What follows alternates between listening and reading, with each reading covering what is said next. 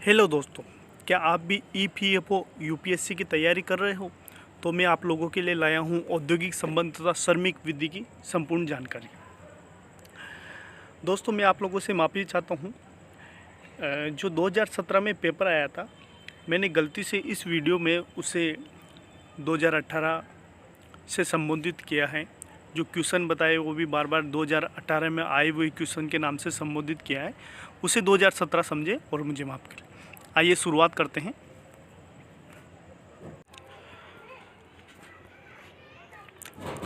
नमस्कार दोस्तों, आइए शुरुआत करते हैं बहुत ही महत्वपूर्ण विषय की, औद्योगिक संबंध। औद्योगिक संबंधों में अनुशासन, उद्योगों में श्रमिकों की भागीदारी या सहभागिता आदि से संबंधित 2018 में 4 क्वेश्चन आए थे। उसी के आधार पर हम आगे की रणनीति बनाते हुए तैयारी करते हैं। तो आइए देखते हैं औद्योगिक संबंध क्या है। सामान्य अर्थों में औद्योगिक संबंधों का अर्थ श्रमिकों और प्रबंधकों के मध्य संबंधों से है। श्रमिकों और प्रबंधकों, मतलब जो मजदूरी कर रहा है और जो मालिक है, उसके बीच कैसे संबंध है उससे है। ये सभी प्रकार के क्षेत्रों में लागू होते हैं, जैसे सरकारी क्षेत्र और निजी क्षेत्र, मतलब सरकारी ऑफिस हो या प्राइवेट सेक्टर हो, औद्योगिक संबंध सब में रहते हैं। अब औद्योगिक संबंध अच्छे भी हो सकते हैं और बुरे भी हो सकते हैं। अगर औद्योगिक संबंध अच्छे हैं तो स्वस्थ औद्योगिक संबंध कहलाते हैं, और औद्योगिक संबंध खराब है या बुरे हैं तो वह अस्वस्थ औद्योगिक संबंध कहलाते हैं। तो औद्योगिक संबंध का नॉर्म सामान्य अर्थ आप समझ ही गए। एक बार और देखिए, श्रमिकों और प्रबंधों के मध्य संबंधों को औद्योगिक संबंध कहा जाता है। औद्योगिक संबंधों को अनेक नामों से जाना जाता है, जैसे नियोक्ता कर्मचारी संबंध, सेवा योजक श्रमिक संबंध या मालिक श्रमिक संबंध, कर्मचारी प्रबंध और श्रम संबंध। देखिए, यूपीएससी इसका परीक्षा का आयोजन कर रही है, तो 2018 में तो औद्योगिक संबंध ही यूज किया गया था नाम, लेकिन हो सके औद्योगिक संबंध की जगह दूसरा वो नाम का प्रयोग कर ले, तो आपको ये नाम भी याद होना जरूरी है। तो औद्योगिक संबंधों को अनेक नामों से जाना जाता है, जैसे नियोक्ता कर्मचारी संबंध, सेवा योजक श्रमिक संबंध, मालिक श्रमिक संबंध, कर्मचारी प्रबंध और श्रम प्रबंध।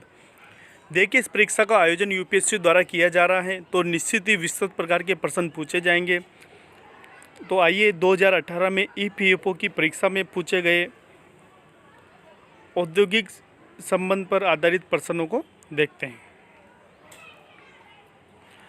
औद्योगिक संबंधों का निम्नलिखित में से कौन सा एक परिप्रेक्ष्य इस परिकल्पना पर आधारित है कि दोनों ही दल आर्थिक, मजदूरी और लाभ के साथ ही राजनीतिक नियंत्रण शक्ति के लिए प्रयास करते हैं और उनके पास अवसर होता है। क्वेश्चन सिंपल है, लेकिन इतना घुमा फिरा के दिया गया है कि हम मेन बिंदु या मेन बात पर नहीं पहुंच पा रहे।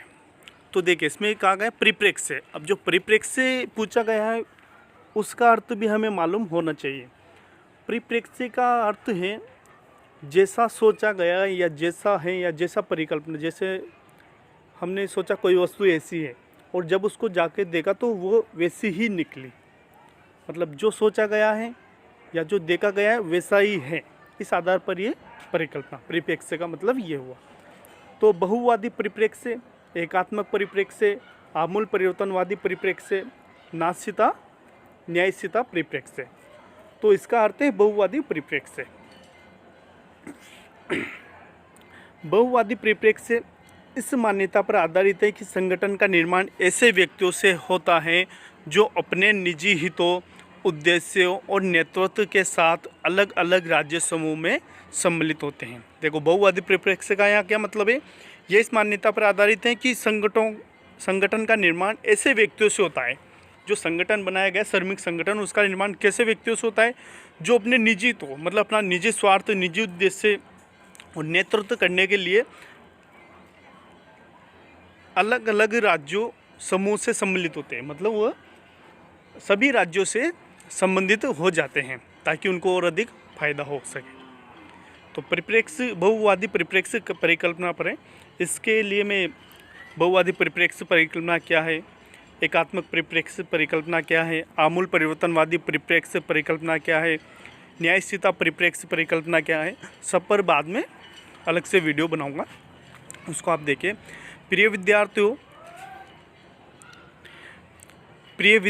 यहाँ पर एक बात और ध्यान देने योग्य है, विशेषकर हिंदी माध्यम वालों के लिए, कि हमें हिंदी के विशेष शब्दों का ज्ञात होना बहुत ही ज़रूरी है। क्योंकि क्वेश्चन हमें आता है, लेकिन हिंदी के शब्द इस प्रकार से होते हैं जिनको हम प्रयोग नहीं कर पाते या समझ नहीं पाते। तो आप लोग हिंदी के विशेष शब्दों का भी ज्ञान रखें। आइए देखते हैं औद्योगिक संबंध की परिभाषा। इंसाइक्लोपीडिया ब्रिटानिया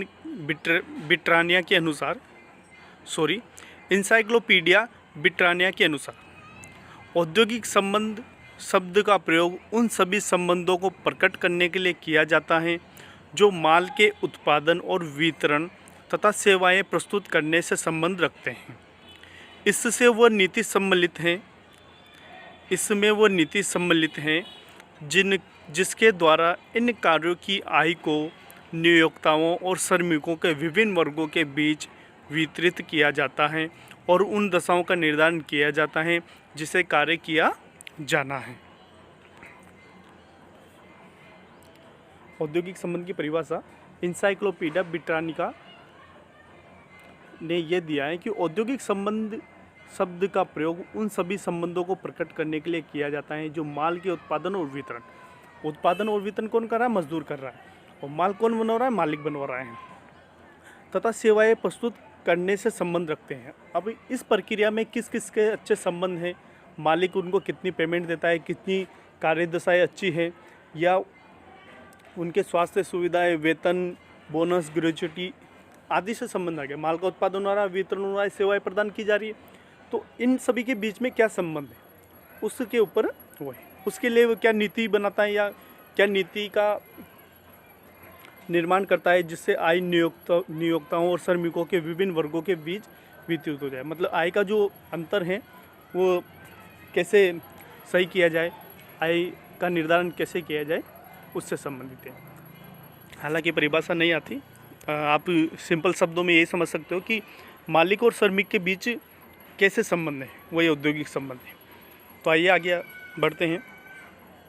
इस प्रकार औद्योगिक संबंध का तात्पर्य नियोजक, प्रबंध, श्रमिक संगठनों के बीच संबंध से है।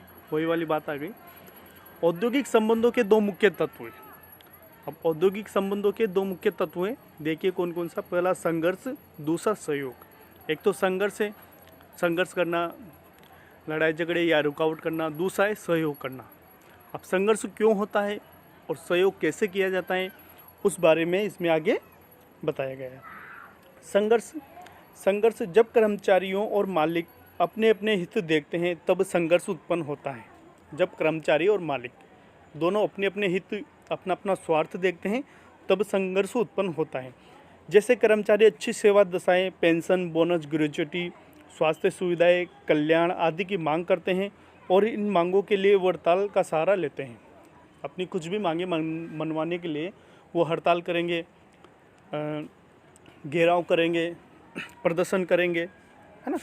दूसरी ओर मालिक अधिक लाभ के उद्देश्य से श्रमिकों का शोषण और दमन करते हैं। सॉरी, यहाँ पे दमन है, नमन नहीं, दमन करते हैं तथा तालाबंदी और छटनी का मार्ग अपनाते हैं। यही संघर्ष का मूल कारण होता है। एक तरफ तो श्रमिकों ने बोला कि हमें अधिक वेतन दीजिए, अच्छी कार्यदशाएं दीजिए, या हमें बोनस भी दीजिए, ग्रेच्युटी का लाभ भी दीजिए। आप नहीं दोगे तो हम हड़ताल करेंगे, घेराव करेंगे, प्रदर्शन करेंगे। अब श्रमिकों ने प्रदर्शन कर लिया, हड़ताल कर दी, घेराव कर लिया, और मालिक ने क्या किया, उनको और धमकी दी कि नहीं, हम आपकी मांगों को नहीं मानेंगे, हम तालाबंदी कर देते हैं या कर्मचारियों की छटनी कर देते हैं। तो ये मूल संघर्ष का कारण हो जाता है ना। इससे देश की अर्थव्यवस्था को ही नुकसान होता है।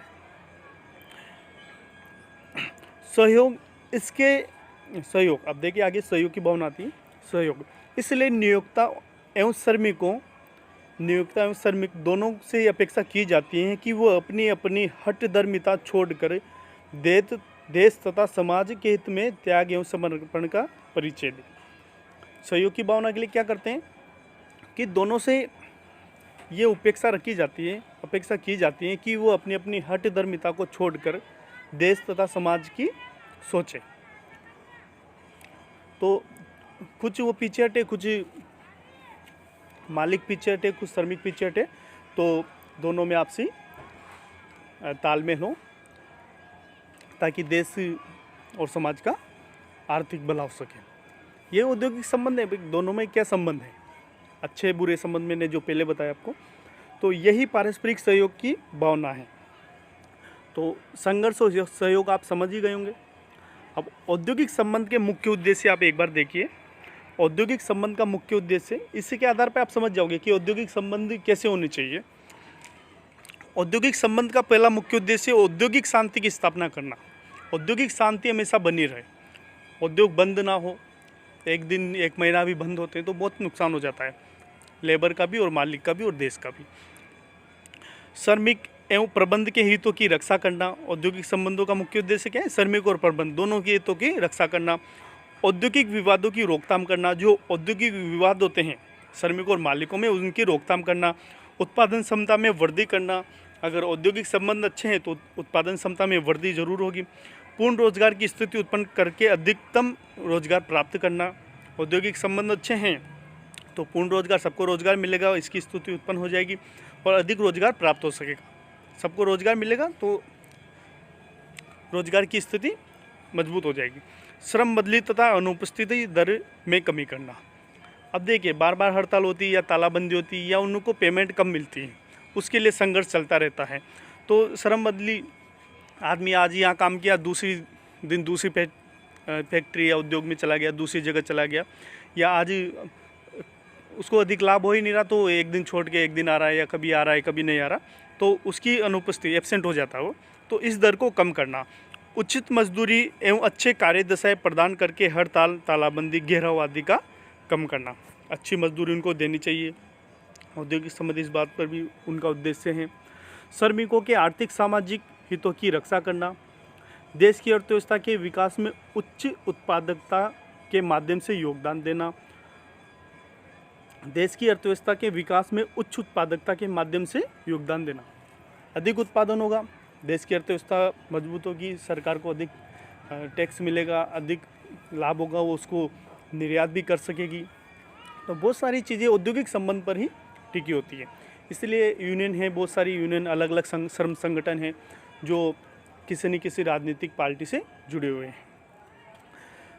यहीं पर एक और महत्वपूर्ण बिंदु आता है, इसका भी प्रश्न आ चुका है। औद्योगिक संबंध में अनुशासन।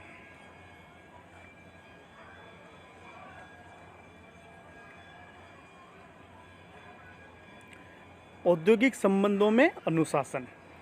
औद्योगिक इकाई के नेतृत्व द्वारा स्थापित आचार संहिता का समुचित तौर पर पालन किया जाना अनुशासन का लक्षण है। ऐसा भी क्वेश्चन बन सकता है कि औद्योगिक इकाई के नेतृत्व द्वारा स्थापित आचार संहिता का समुचित तौर पर पालन किया जाना किसका लक्षण है? तो ये अनुशासन का है। जी बात मानिए, ऐसा ही क्वेश्चन भी पूछा जा सकता है। औद्योगिक इकाई के नेतृत्व द्वारा स्थापित आचार संहिता का समुचित तौर पर पालन किया जाना अनुशासन का लक्षण है। देखो, औद्योगिक संबंधों के लिए क्या आचार संहिता बनाई गई? आप हड़ताल नहीं कर सकते, आपका वेतन हम इतना निर्धारित करते हैं और इस दर से बढ़ता रहेगा, आपको ऐसे ऐसे लाभ मिलेंगे, सुविधा मिलेगी। एक आचार संहिता बना दी तो सब अनुशासन में रहेंगे। इसके बाद वो करते हुए उनको कार्रवाई की जाएगी। यदि श्रमिक की सभी महत्वपूर्ण मांगे, देखो आगे देखिए आप, इसमें आप समझ जाओगे।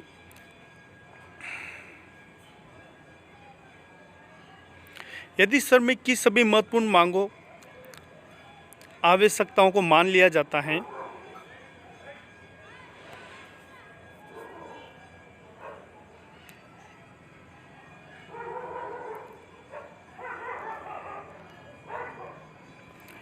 यदि श्रमिकों की सभी महत्वपूर्ण मांगों एवं आवश्यकताओं को मान लिया जाता है, लेकिन फिर भी श्रमिक उद्योग के हितों के विपरीत कदम उठाते हैं, तो उनके विरुद्ध अनुशासनात्मक कार्रवाई की जाना आवश्यक हो जाता है।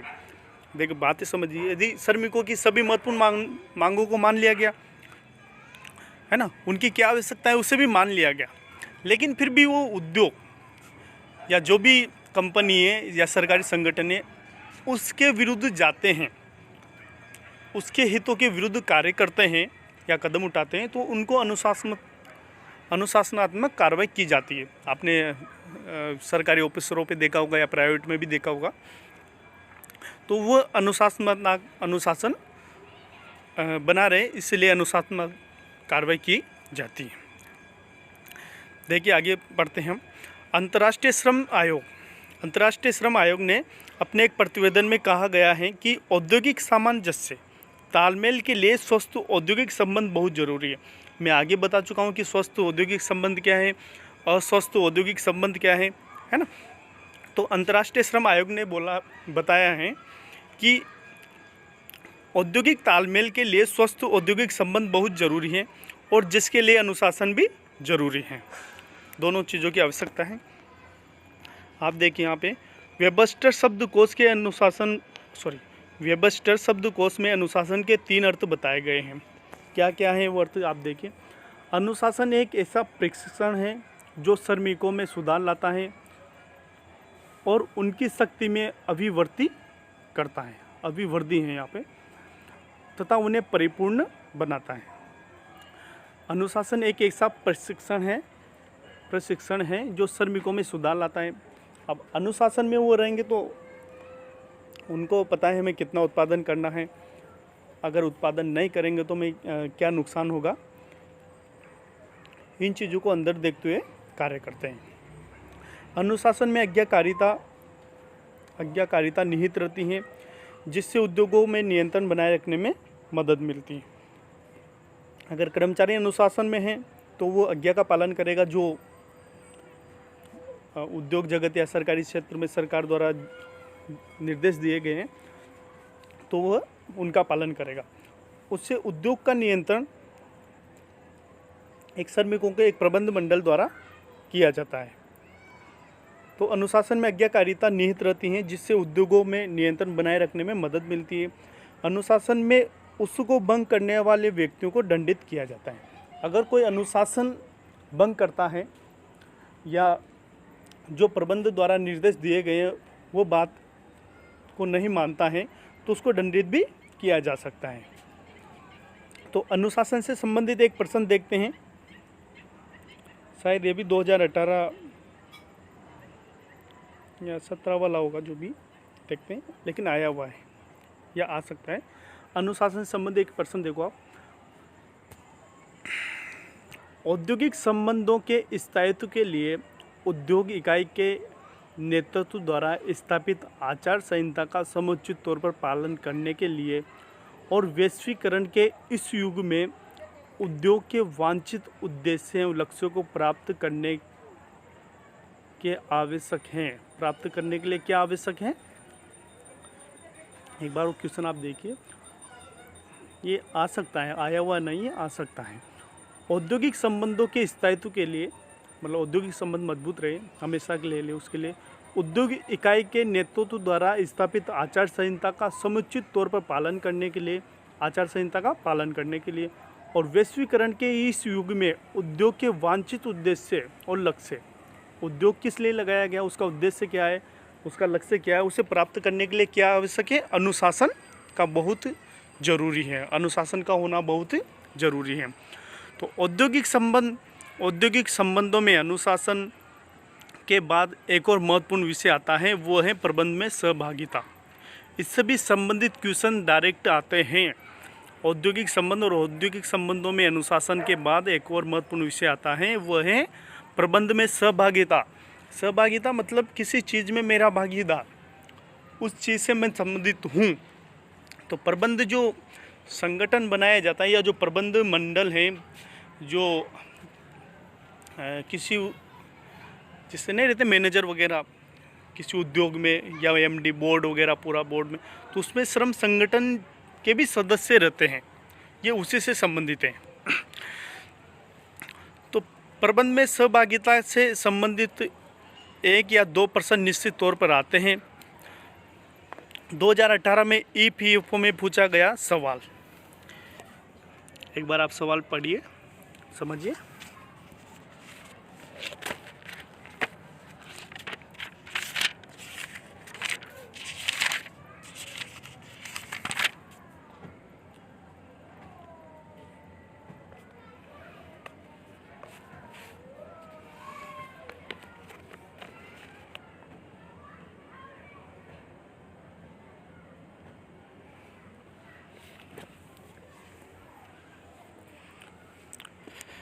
उद्योगों के प्रबंध में कामगारों की सहभागिता का उपबंध किसके अंतर्गत दिया गया है?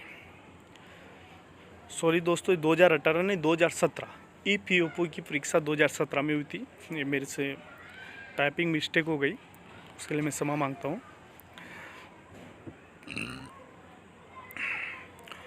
उद्योगों के प्रबंध में कामगारों की सहभागिता का उपबंध किसके अंतर्गत दिया गया है? तो भारतीय संविधान का अनुच्छेद 43 में उद्योगों में प्रबंध में कामगारों की सहभागिता, श्रमिकों की सहभागिता से संबंधित उपबंध किया गया है। भारत संविधान के अनुच्छेद 43 में देखो, और आप इसको एक बार और समझिए। श्रमिकों की प्रबंध में सहभागिता सद्भावनापूर्ण औद्योगिक संबंधों में अत्यधिक सहायक होती है। प्रबंध और श्रमिकों का आपसी सहयोग अच्छे औद्योगिक संबंधों का आधार होता है। प्रबंध में श्रमिकों की भागीदारी का सामान्य रूप से औद्योगिक संबंधों पर अच्छा और बुरा प्रभाव पड़ता है। स्वस्थ औद्योगिक संबंधों के लिए श्रमिकों की प्रबंध में सहभागिता या भागीदारी अत्यंत आवश्यक है। स्वस्थ औद्योगिक संबंधों के लिए देखिए, आप शब्दों पे भी ध्यान देना, क्योंकि भारत, अब देखिए आगे कहाँ किस तरह से इसको कानून की मान्यता मिली है, कानून रूप दिया गया है। भारत के संविधान के अनुच्छेद 43 के द्वारा, या 43 है, इंग्लिश में 43 है और हिंदी में 43 के 43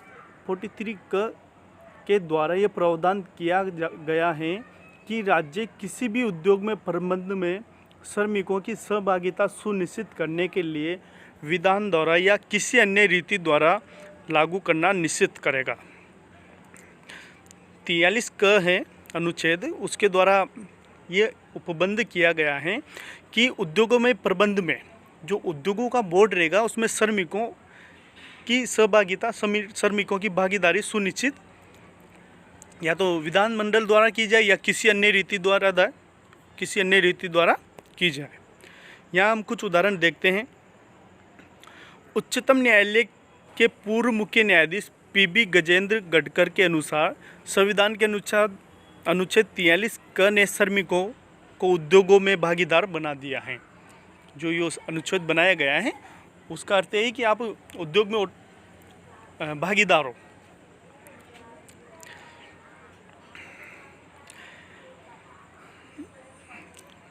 एक मामले में उच्चतम न्यायालय द्वारा यह फैसला दिया गया कि श्रमिकों को ग्रेच्युटी का भुगतान किया जाना दान अथवा दया नहीं है।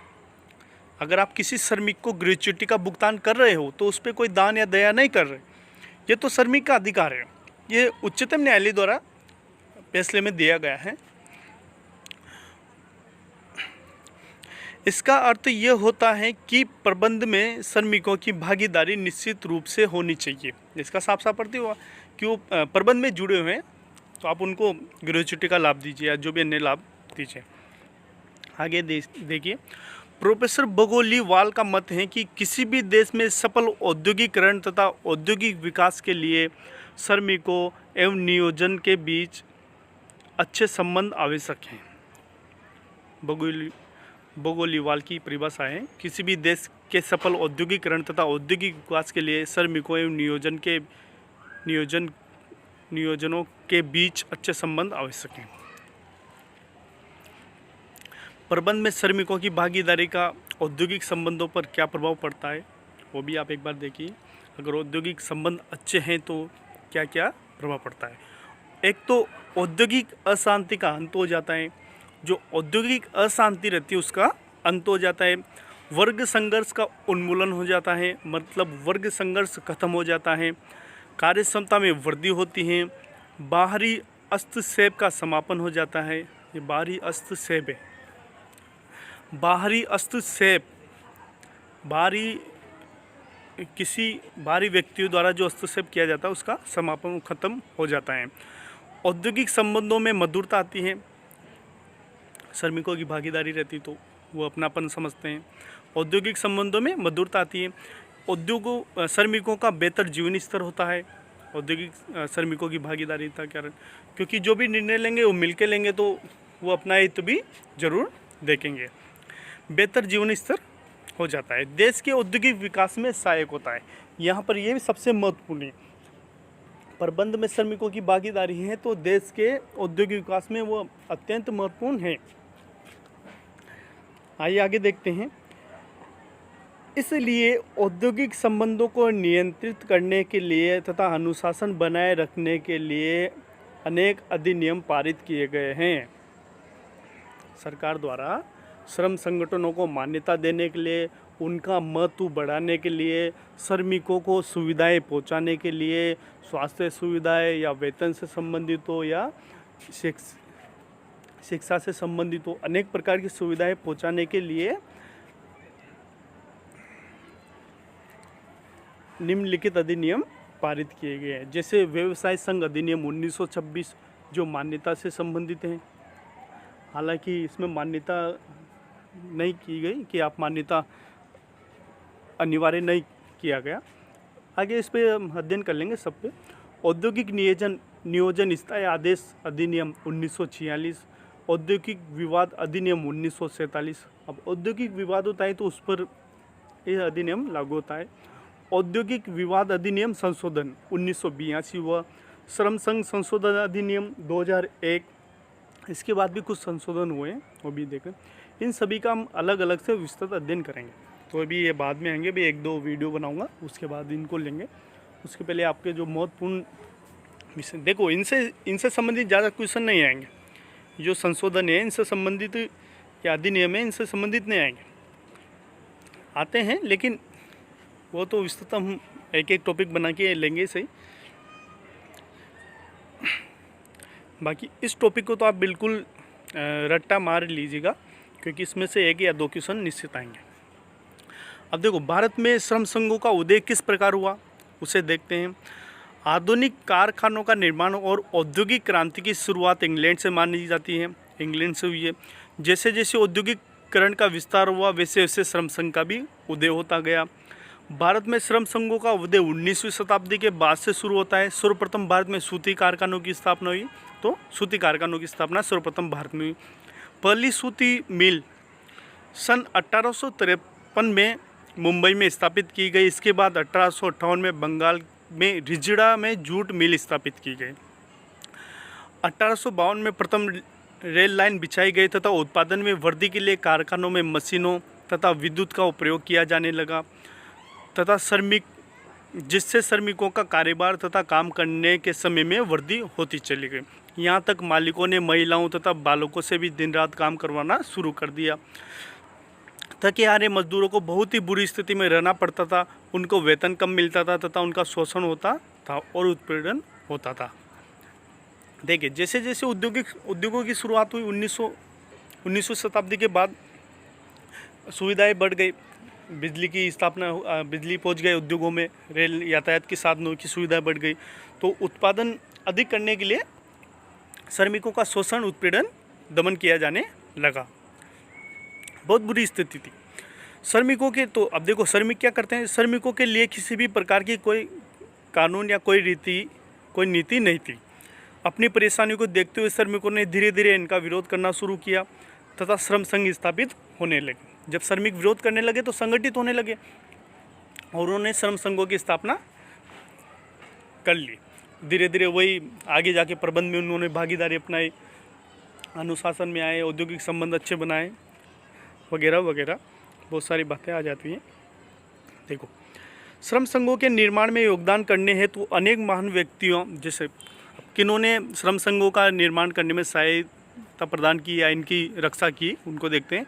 श्रम संघों के निर्माण में योगदान करने हेतु अनेक महान व्यक्तियों, जिनमें A.S. बंगाली, शशि पद बनर्जी, राजा राम मोहन राय, पीसी मजूमदार आदि आए। इन्होंने विभिन्न सामाजिक संस्थाओं के माध्यम से श्रमिकों की सुरक्षा तथा कल्याण के लिए अनेक प्रकार के कार्य शुरू किए।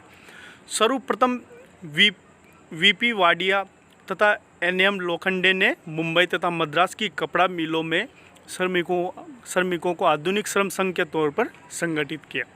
जब सन 1919 में अंतर्राष्ट्रीय श्रम संगठन की स्थापना हुई, कब हुई? 1919 में अंतर्राष्ट्रीय श्रम संगठन की स्थापना हुई।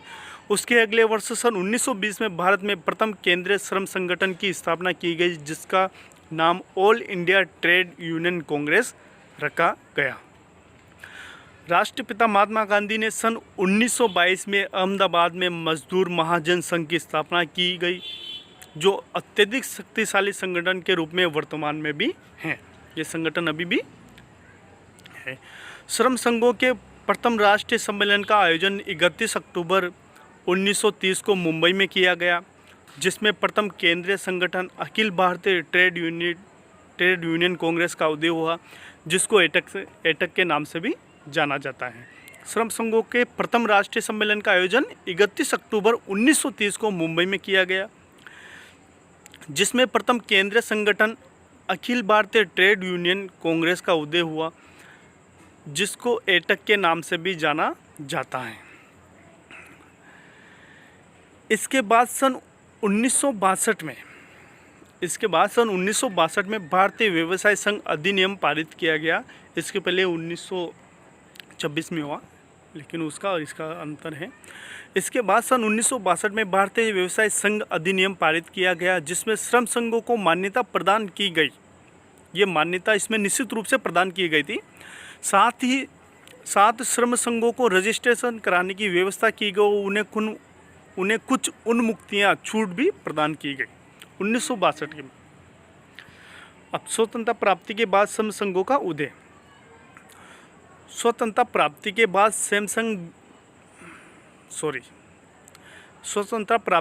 श्रम संघ बिखरने लगे। जब देश आज़ाद हो गया तो श्रम संघ अलग अलग होने लगे, अपने स्वार्थ देखने लगे। सब चाहते थे मैं अध्यक्ष बनूं, सब अलग अलग राजनीतिक पार्टियों से थे। आगे आ जाएगा, देखिए।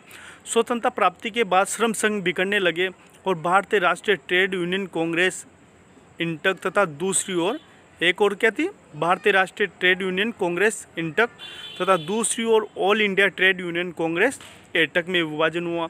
इसके बाद मजदूर सभा का उदय हुआ। रिपब्लिकन सोशलिस्ट पार्टी ने यूनाइटेड ट्रेड यूनियन कांग्रेस की स्थापना कर ली। सन 1970 में भारतीय कम्युनिस्ट पार्टी द्वारा एक नए श्रम संघ